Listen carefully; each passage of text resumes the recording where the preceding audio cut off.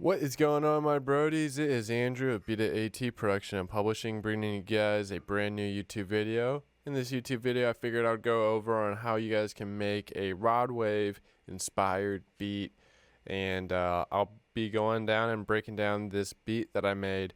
Before we get started, though, I figured I could just play. We can play maybe from the intro up to chorus 2. So I'll go ahead and play that for you guys, so you guys can hear it now.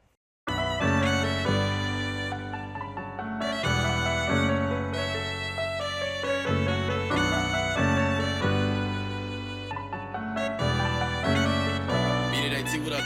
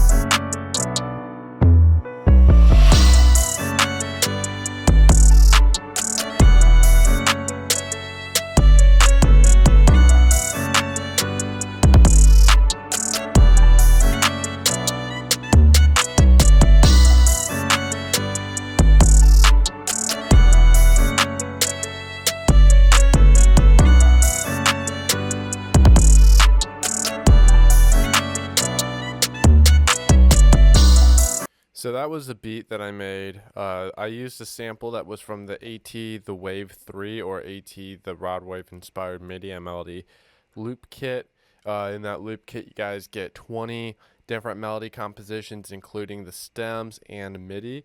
So if you guys even want to see the MIDI inside this sample, that's this piece. So we got the bass guitar, piano, sax, and string pad.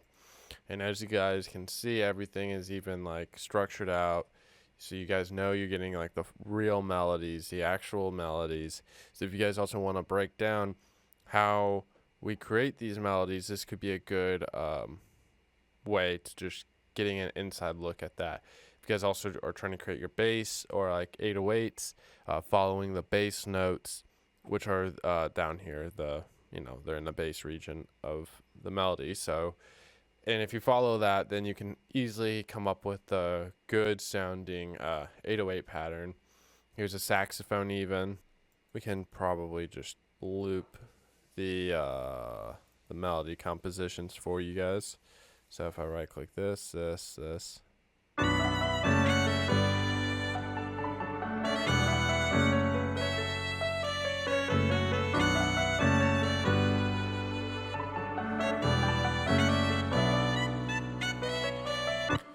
Bass guitar, piano, sax, and string pad. The drums I used were a mixture of the AT Sound Kit 6 and Viral's Fractal drum kit. I'll put the links to all of these packs down in the description down below.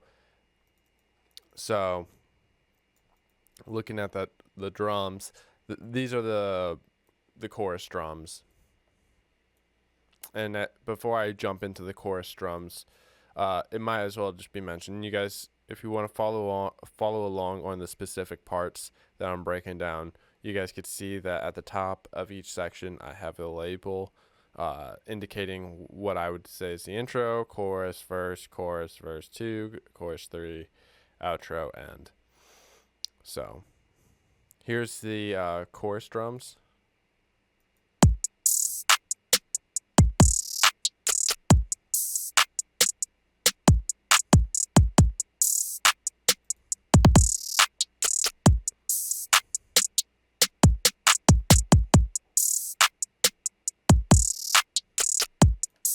So we have this clap going to bus 7, got a kick, got this hi-hat brush, we got this hi-hat glitter,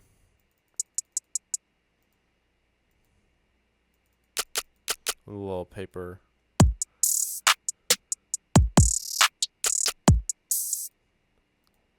snare,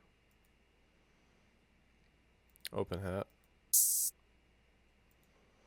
So in the mixer bus with these drums, I just got a little EQ on the kick, got EQ on the clap and another EQ, but I'm using a SSL 4000E emulation. So I'm just adding some high frequencies, nothing that crazy.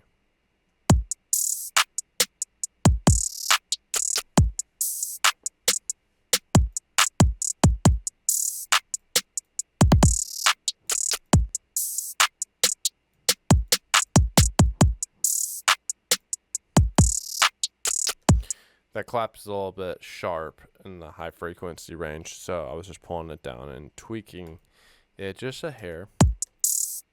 For the hi-hat, I just used the EQ that was within the board. One other point I do is I make certain drum elements mono, like the 808 and kick.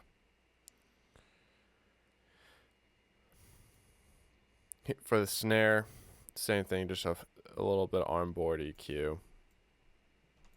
Here's the same thing for that open hat. I do have a crash right here. Here's an 808, the 808 pattern that I used, if you want to see. And I based the note melodies around the bass notes. So if we were to Control A, Control C, go here, Control V, knock it down. You can see we're following the pattern. If we knock it down, even another one. That's the bass. These are the bass melodies or bass notes. Delete that. After the 808 and the crash, we have the tag, producer tag, and then the riser. Riser's from the AT SoundKit 6. All I did is double click it, go to time, auto detect, type in BPM. It's 147 beats per minute, so 147. And then that's how you get your riser to stretch, like how it is perfectly. And it's 147 because for our effects, we label it in the title what BPM it is.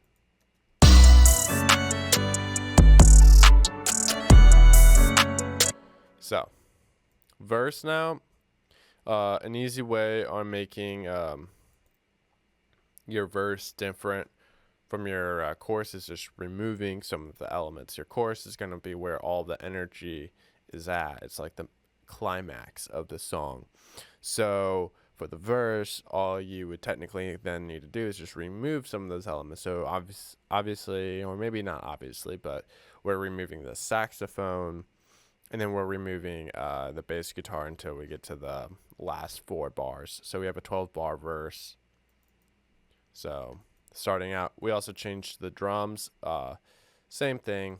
Omitting some of the drums is another way on building off of a progression. So as you can see, we got rid of the kick, got rid of this hi-hat brush. This is the hi-hat brush that's in the chorus. So just a slide on the velocity.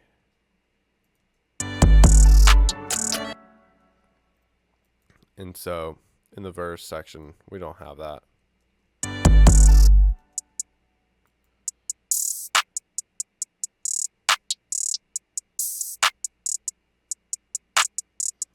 We add the kick in. So now we have the kicks coming back on drum number 3. No change in the melodies. So then we get over here to that bass guitar, we add it, and then we have a new 808.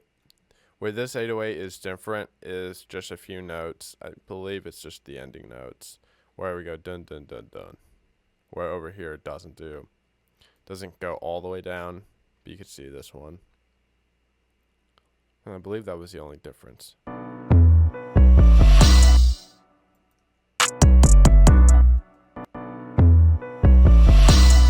Just a very slight difference. But it kind of builds off of like having a natural transition from the verse into the chorus again. Because then I cut also the bass guitar right here, and we cut the drums. Then we bring in the riser again.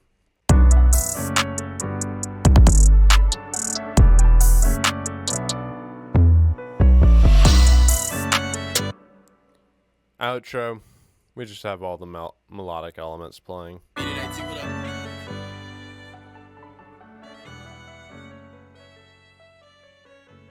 And it fades out with an automation. There's no difference between verse 2 and verse 1. I kind of wanted to keep this beat pretty simple.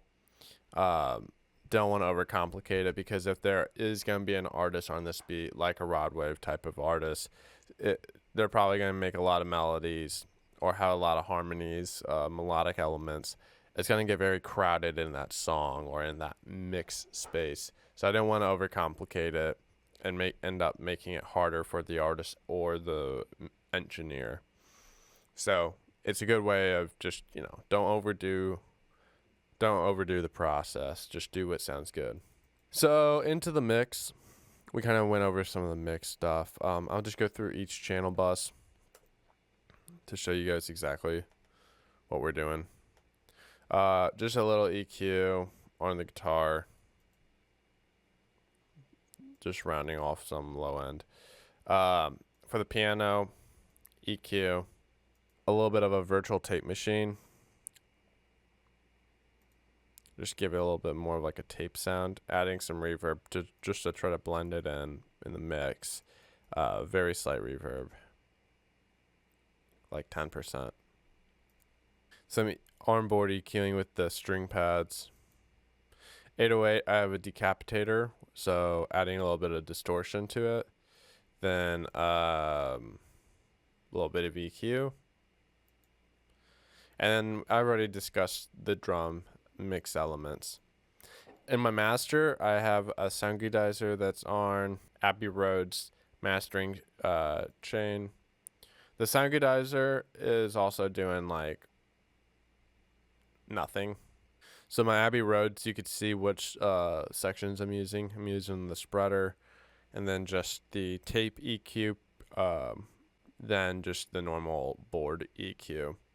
Adding a little top end, adding some middle frequencies, cutting out some low mid, and then adding a little bit to that sub range. For the tape EQ, though, I like to use a 7.5 IEC NAB. IEC over NAB, and then -1 input dB, just because I want to create some headroom. And then a little bit of a spreader, 1.8. Then I have a vintage limiter going in after that. I don't believe the vintage limiter is doing a whole lot. Yeah, it's only with a threshold of 1 dB. Then I do have a limitless here on my limitless settings. I love limitless as my final limiter maximizer. It's very transparent. If you have a rough idea, it doesn't take a whole long to get a very nice sounding transparent mix. For the beat playthrough in the beginning, I had this enabled. I just played out the bounced version over the video, but for the sake of filming this video, I have it disabled because it uses up a lot of CPU, and we would just be getting a lot of audio clicking and distortion. So I'm only doing a 2.5 dB of threshold gate, and a little bit of clipping. I altered the EQ band a hair bit just to add a little bit more presence in that upper mid to low high frequency, or like high, just in the higher mid frequency range, while cutting some in the low end or low mid. And yeah, it's very, very slight settings. And that's really it to really make a rod wave type beat.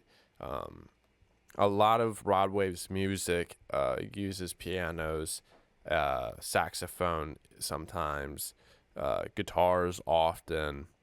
So try to stick around the instruments and themes that are common for him if you're trying to achieve that sound in music.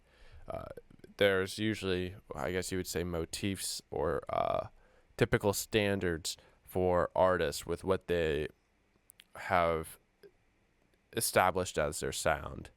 So with Rod Wave and even like Polo G and Dirk and Young Boy, it's a lot of like pain music, emotional. So that was sort of the goal with the samples inside the AT the Wave MIDI and Melody Loop Kit series, is to give you guys a lot of pain samples and loops and melodies. If you guys have any questions, feel free to leave a comment down below. And on YouTube, I'm usually pretty active with responding back and quickly. If you have any recommendations for upcoming tutorials, we are always open with taking suggestions. I actually filmed this video or filmed this beat making process live, and it was supposed to be a tutorial, but I ended up recording the whole video without audio, so that's why I'm doing a beat breakdown rather than a live tutorial making. But I will obviously be doing more tutorials as I make the beat live for you guys. I just didn't want this beat or opportunity to go to waste. I forgot to mention that we did remove one of the string pads from verse 2 rather than verse 1. It was just a very small change that was on purpose as a way to, add some level of difference between verse 1 and verse 2, because other than that, they're the same. So yeah, if you guys enjoyed this video, give it a thumbs up, leave a comment down below what you would want to see next and your thoughts on this. This is Andrew at Beat It AT, production and publishing. All links to the samples and VSTs will be linked down in the description as well.